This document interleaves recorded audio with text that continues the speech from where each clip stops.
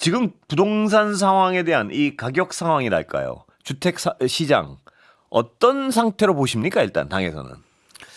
11호 대책이 예. 발표된 지 한 달이 좀 지났는데 예. 일단 부동산 시장의 거래는 잠겨 있다 예. 이렇게 평가되는 것 예. 같습니다. 또 그 때문에 부동산으로 인한 뭐 수익을 예. 얻을 수 있다고 하는 기대 심리도 예. 상당히 많이 꺾인 것 예. 같아요. 그런데 최근에 토지거래 허가구역으로 묶이지 않은 예. 비규제 지역을 중심으로 예. 신고가가 형성되고 있다. 풍선 효과가 있다. 예, 그리고 예. 또 강남 지역을 중심으로도 예. 고가 아파트 거래가 이루어지고 있다라고 예. 하는 보도가 있었습니다. 예. 그래서 풍선 효과가 예. 나타나고 있는 게 아닌가 하는 우려가 있고 예. 또 이 대책의 효과가 장기적으로 지속되기는 어렵겠다.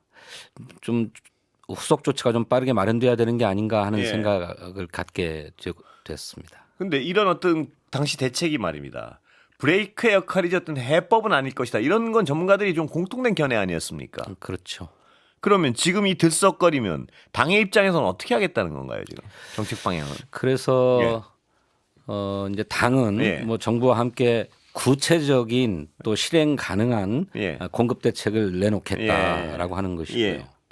또 당은 아직 검토하지 않겠다 예. 하는 것입니다만 정부는 예. 그와 동시에 보유세를 예. 강화하는 예. 세제 개편안을 마련하겠다는 입장을 예. 밝힌 바 있죠. 예. 근데 당은 이것에 대해서 좀 신중한 편입니다. 내년 선거 때문에 그렇겠죠. 아무래도 선거를 많이 의식하는 것 같은데 저는 공급 대책과 함께 보유세 강화 조치가 필요하다 이렇게 생각하고 있습니다. 그러니까 진 의원님이 좀 소수파군요, 당에서는. 그런 셈입니다. 예. 그런데요. 어떤 정당이 선거를 신경 안 쓸 수도 없고. 그런데 그 보유세 말고 다른 방법에서 집값이 잡히면 괜찮은데요. 집값이 안 잡히면 보유세는 불가피한 거 아닌가요? 어떻습니까, 보시기에? 글쎄 저는 예. 정당으로서 선거를 의식하지 않을 수 예. 없지요. 당연히 의식해야 되는데 문제는 이런 조치들을 취했음에도 불구하고 예. 집값을 잡지 못하고 예. 다시 집값이 뛰어오르는 상황이 된다면 그건 선거에 더 큰 악재가 될 것이다 그렇겠죠. 이렇게 생각합니다. 예. 그렇기 때문에 기왕에 정부가 집값을 잡겠다라고 하는 결심을 갖고 예. 세 차례에 걸쳐서 대책을 발표한 만큼 예.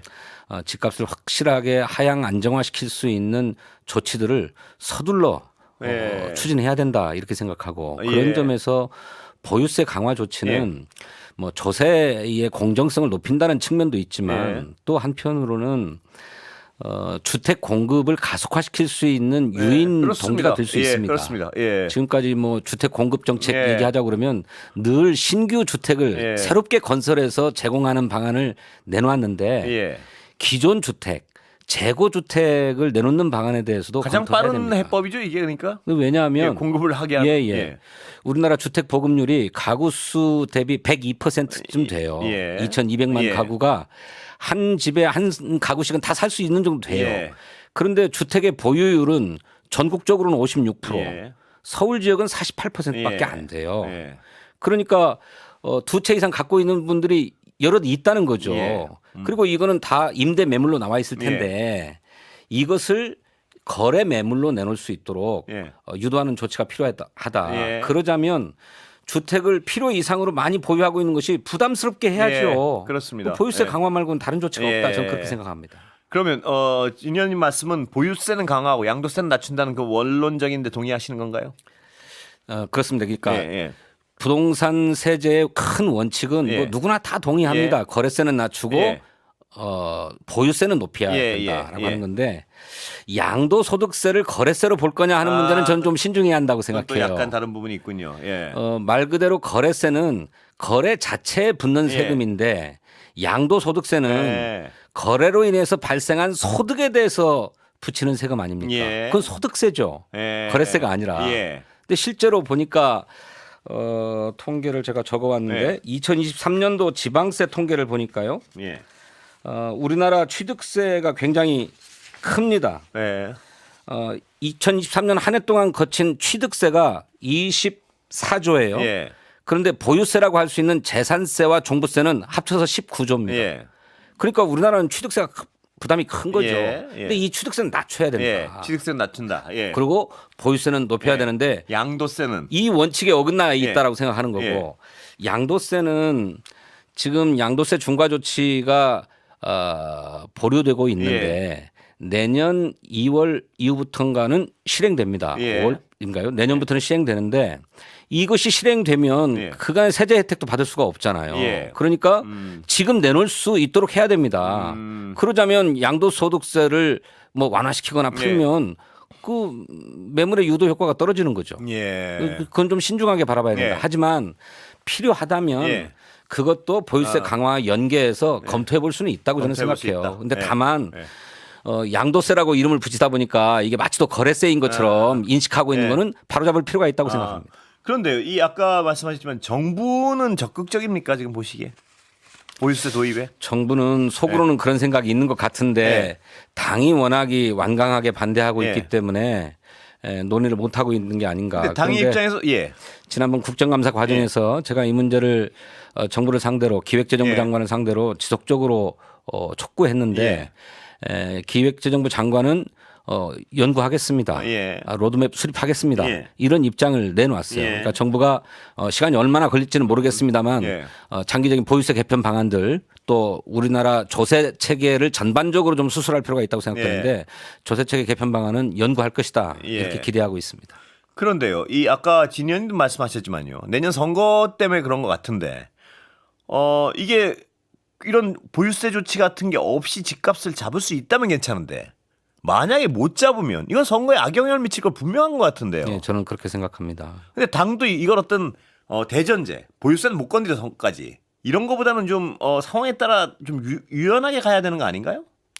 글쎄, 저는 이제 그렇게 생각해요. 조금 열어놓고 예. 논의할 필요가 있다고 생각하는데 지금은 현재로서는 논의할 생각이 없다. 예. 논의하지 않는다는 방침을 이제 고수하고 있어서 이것이 당 지지율이나 또는 선거에 미칠 영향을 너무 우려하는 게 아닌가 싶어요. 예. 그런데 내년 지방선거를 치르고 나면 예. 또 2년이 안 돼서 또 국회의원 총선거가 있습니다. 예.